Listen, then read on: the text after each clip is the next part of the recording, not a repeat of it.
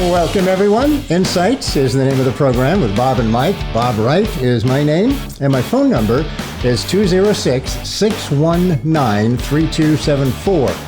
206-619-3274. And I am Mike Walsh, and you can reach me at 310-383-1570. That's 310-383-1570. Give us a call if you like an evaluation on your property. Experience matters in this market. And today our guest is Greg Mummy of Bedford Financial, an expert in cost segregation. Talking about cost segregation, and one of the benefits of real estate ownership always has been the depreciation that can be offered.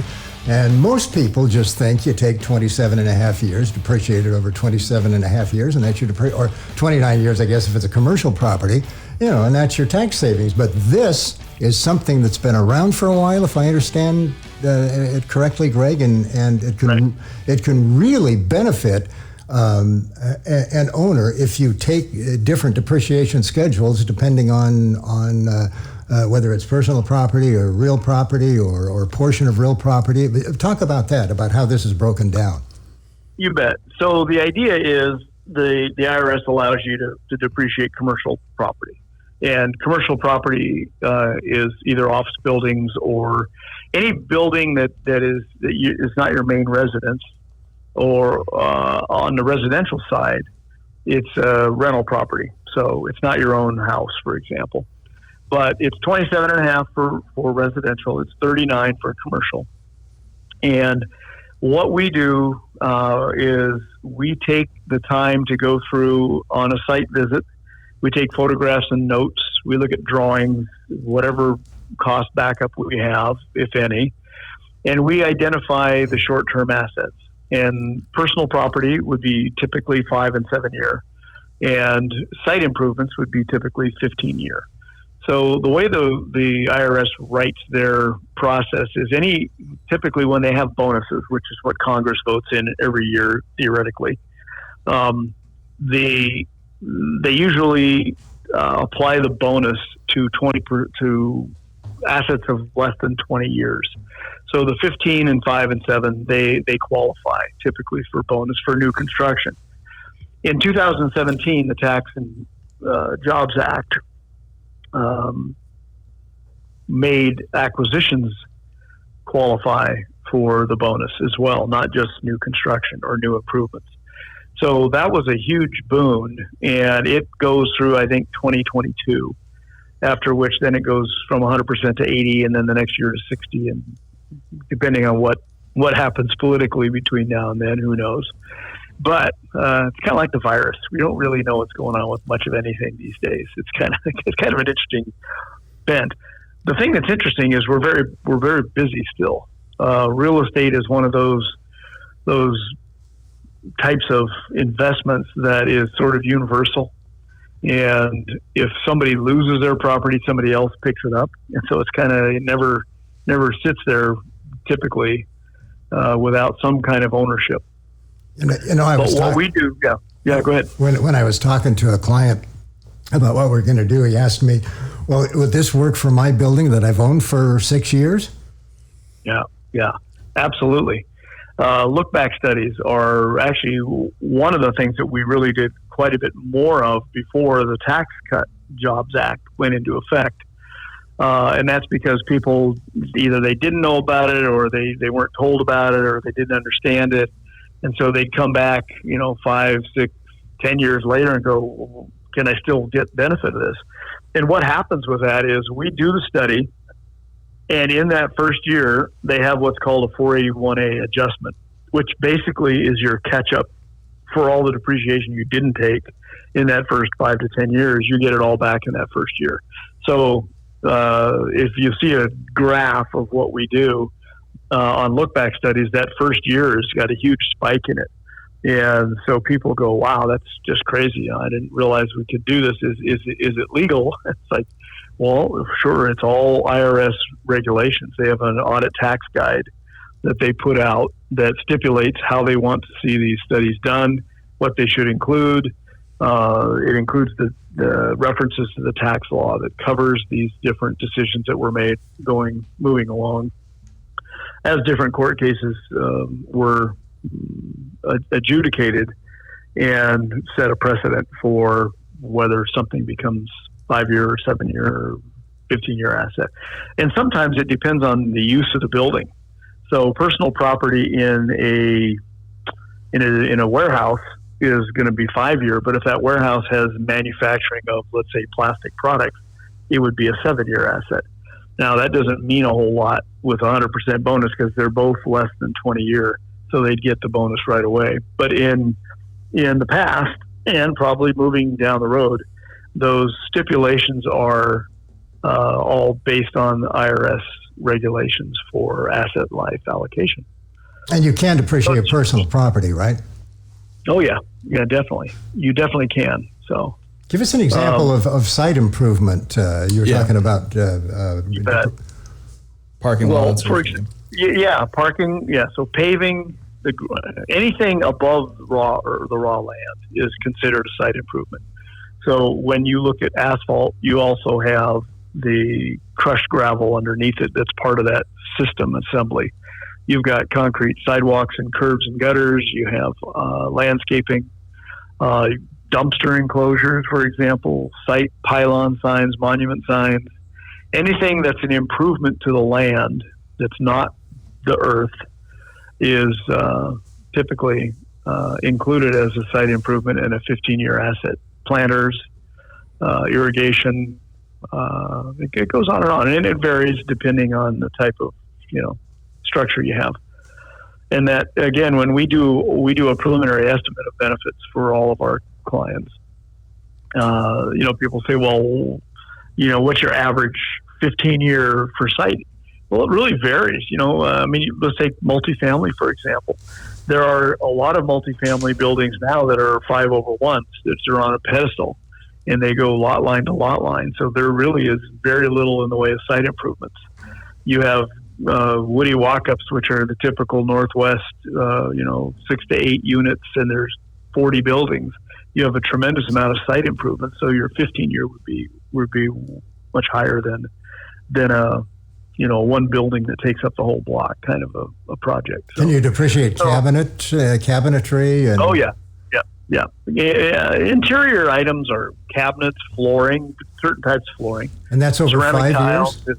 Those are over 5 years. But in the current market, if you will, for tax, those would be right off almost in the first year because they qualify for 100% bonus. And what that means is that anything that qualifies as a shorter asset life, 5 personal property, 15-year property, whatever, they qualify to be depreciated 100% in their first year. So it's like expensing those items, actually. Here in King County, we've seen. We've seen the county assessor has placed quite a bit more value in some instances on the raw land itself rather than the building. How does that impact your analysis, and what does that look like in modeling? Yeah, that's a great question, and it's frustrated many landowners and property owners because of the fact is to make a study defensible, we have to have a reasonable land value. And when I say a land value, I'm talking about raw land. And in many cases, especially in the downtown cores of these cities, the assessors are valuing the land at 99.9% of the acquisition amount. So, for example, you got a $3 million project, and the assessor allows $1,000 for the building. And I've had clients come to me and say, well, what do I do? And I said, well, the only thing you could do is go to the assessor and say, if you think that building's worth $1,000, I'd like 10 more of them if you could build them all for $1,000. And of course they'd say, no, we can't do that. But their quote unquote assessment is based on the highest and the best use of the property, which is pretty typical. So. Do you have to have the assessor change the value, or can you just make an argument to the IRS that, hey, it's obvious that this building is worth more than $1,000? That's correct. And so what happens is generally we don't do studies on those properties because it's not worth unless you're paying millions and millions and millions of dollars to go to court to fight it. And so what ends up happening with most of those properties is there's a small building on there that usually gets demolished, and they're putting a development on it. And we end up doing the study on the development alone, not the acquisition, because there's really nothing there. And it's canceled a number of potential studies, and because we tell the client, look, we don't recommend you doing a study because you're just asking for trouble. You could tell us go 60%, and they're going to go, well, every land assessment in your neighborhood is 99%. We're not going to allow it. So you've wasted your money on our fee. We've wasted our time trying to get you a benefit that probably won't happen. But as I said, what typically happens is it's part of a development. They bought it to actually develop the land. Very rarely will you spend millions of dollars on a 5,000 square foot building unless you have other plans for it. So that's kind of how that works. It's frustrating. You could go to a broker and ask the broker for a square foot cost for raw land in that area, but generally the broker's gonna tell you it's probably 90% anyway. So you're not getting a lot. You could do an appraisal, but my experience with appraisers is that they're looking at highest and best use, and they're going to probably follow in line with the assessor's value. So a lot of those values, and I've sold a number of properties last year, in fact, to where the value of the land was just about equivalent to the value of the building as is income producing from its rent. Correct. That's right. Yeah. And so again, our job is to apply a defensible land value. And part of that process for us is that we don't provide land values as part of our service. And the reason is we don't want to put ourselves or the client in a conflict of interest situation. Because if we gave them a low land value just so we could get the study, that's not going to sit well when the IRS comes back and says, no, that's way out of line. So we defer to the client to give us that land value. And there's a number of clients that say, look, our land values typically are 40 or 30 or 60%. And so we're going to use that. And we say, okay, as long as you're good with it, we will do the study in spite of whatever the assessor's value is. Because it keeps it defensible. And that's, from our perspective, we don't want to put the client in a position by giving them a land value that might be artificially low. Because it increases their benefit big time by enlarging the basis. So. Right. I had asked my CPA, I told him that we were going to be doing this program, and he said, oh, yeah, we do cost segregation all the time. We work with those people. Great. Yeah, well, no, and it's becoming more Main Street, if you will. I think that, typically CPAs have a tendency to be conservative, and justifiably so. They want to make sure their clients don't get in trouble. And so cost seg for a long time was looked at as kind of a behind the curtain thing.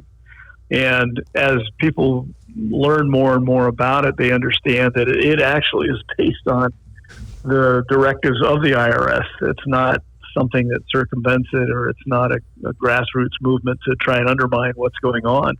If you read the IRS regulations, they actually say you should put all your property in their correct asset lines. They don't enforce it, of course, because they'd have to pay everybody depreciation up front, and they'd be broke. So this is not a gray area. These are actual... Oh, no. Yeah, no, it's not gray. Yeah. I had asked you this question before we started recording. What's an example of the smallest building? Would a fourplex work? Yeah, well, we've done fourplexes, actually. And it really depends on two things, sort of the size of the investment and the value of the land. We're back to that land thing again. And typically what we've done with those is we looked at probably $1 million sort of as a rough benchmark. And that's assuming the land is worth 20 to 30% on the high end. Still leaves, $700,000 to $800,000 in basis, and then it still would pencil. our fees run between 80 to 90% of our fees run between $5,000 and $10,000 plus or minus. And generally you want to look at a threshold that works for the investment. So if you're putting in a $5,000 investment on the low end on a property, you'd want to see a $40,000 or $50,000 benefit. We try to keep it around 10 to 1, but some people are good with 5 to 1 for their investment. Typically, it's higher than that, and so we don't really. We do a preliminary estimate of benefits so that we manage that client's expectation going into the project, instead of letting them fill their head with all these great potential cash flow items. We want to be realistic, and we're usually a little conservative. Obviously we want to provide more than we promise, and typically we do. But that's on multifamilies. For tenant improvements, we'll do tenant improvements that are half of that. And that's a $500,000 dentist office is huge. Because we'll move 40 or 50% of the property into short-term assets, just because they have very little shell that's part of their 39-year, in this case, part of their costs. One other thing that we do when we do portfolios for people. So we do a lot of multi-property portfolios for clients, and on the portfolio side, we will dip down. If there's a marginal property that this client has, we will typically pull it in at less than $5,000, for example, as part of their portfolio, because we're already there. We have overhead covered on some of the bigger projects, and it allows them to maximize benefit on a project that they typically wouldn't want to pay a full bore fee on, but we've got it covered in a portfolio scenario. So there's some discounting going on there when we're working with multiple properties. So it does lower the threshold on some of ours. One of the things that we started after the first of this year was a lot of single family homes are becoming popular as portfolio investments, where they're rental properties, not for sale. And we had a client that had 200 homes that we did, and we did what we called a desktop study, which we had in our arsenal, but we didn't really use it very much. But on single family homes, which could also pertain to fourplexes in regard to your question, the basis would run 200 to 400 or 500,000, so much smaller properties. But we would do a desktop study, and a desktop study ran somewhere between $1,500 to $2,500, so almost half of what we would normally charge. But we don't do a site visit. The client does basically the field work for us with photographs and maps and a listing of assets if they can get that to us. And that's what you mean by desktop study. It means you don't visit the correct. site? Okay. That's correct, yeah. And part of that is, some of these are all over the country. We have a group that we work with that has an investment group, I guess, if you will. And they buy these single-family homes all over the country. So, we might do 7 properties for one client, and they may be in Wisconsin and Florida and Tennessee. So they're all over the place. So it would not be cost effective for us to do full-blown studies for them, but they still get the benefit of maximizing their accelerated depreciation on these properties as rentals. So there's a variety of what we can do. For clients that are considering cost segregation, is there an ideal time to jump in, or is now sooner better than later? Well, ideally, you want to do it the year you either acquire the property or you complete the construction of it. And I say that's just so you start your depreciation correctly from the beginning. If you do that, then you take your cost, you take the results of our study, just put it into the depreciation schedule, and away you go. If you do a look-back study, then you're faced with what we call a change in accounting procedure. And it's not a big deal, but It's not an amended return. You don't have to amend your previous returns. What you do is you just file this 3115 statement, and typically they're done by the CPA, the client CPAs, and basically they calculate the catch-up. But I talked about the 481A adjustment, which is the catch-up in depreciation. What you should have taken if you had done it right from the beginning, correctly. And that you have to file that in the year that you file your taxes. And so if it's a look-back study and it was 5 years ago, you're going to file this 3115 form with your taxes when you file them in 2020, for example. And, normally that's the CPA's realm. Because so many of our clients are actually CPAs, we don't try to compete with them. We actually will do the 3115s if we're asked to do that. And that's like a $1,500 fee for that, typically. And again, it depends on facts and circumstances. Are 3 or 4 properties under the same ownership, then you'll need to file one. If we're doing 10 of them, they probably will discount them a little bit. So, but that is a much simpler way than having to file an amended return. It's pretty typical. If you have a portfolio and say you're the sole owner of several buildings, but you also have partnerships within that portfolio too, how does that look? Well, typically, what happens, and this is where we work with the CPAs. The CPAs understand what their ownership ratios are with the different investors, and so we don't break that out typically in our studies. What we do is we break it all down, and then the CPA can come in and say, okay, the benefit was $500,000. This one investor owns 50% of it. He's going to get half of that, or however they agree to spread it out. And because we don't want to get involved in the tax structure or the tax status of the clients, we work with the CPA and provide them the information they need so that they can work cost effectively and efficiently with each of their clients and the partners in a particular building. So, we've had some people say, well, we only own half the building. Then it's like, well, just divide it by 2 works pretty well. So, yeah. It's really just a calculation, percentage calculation in most cases. Yeah. We were talking last week. We were discussing 1031 exchanges, and because everybody's real interested in tax savings, especially now. But one of the things that a couple of years ago that was on the table and didn't pass through Congress was potential elimination of that program. Have you seen anything from the cost segregation standpoint that may not have been passed, but is there any effort to eliminate this, or is this something that the IRS is pretty comfortable with going forward? No, in fact, it's funny. We're seeing so much more of it now than we were. And I think part of it was a lot of people didn't realize it was even an option. They knew on the residential side, as long as you buy a house and you pay more, you don't pay capital gains on it. You have 2 years to buy a new house once you sell your old house. Well, it's kind of the same process on the commercial side. But we've seen an uptick in it. Actually in 1031 exchanges, whereas we might do 4 or 5 a year. 5 years ago, we're doing 30 or 40 a year now, easily, if not more.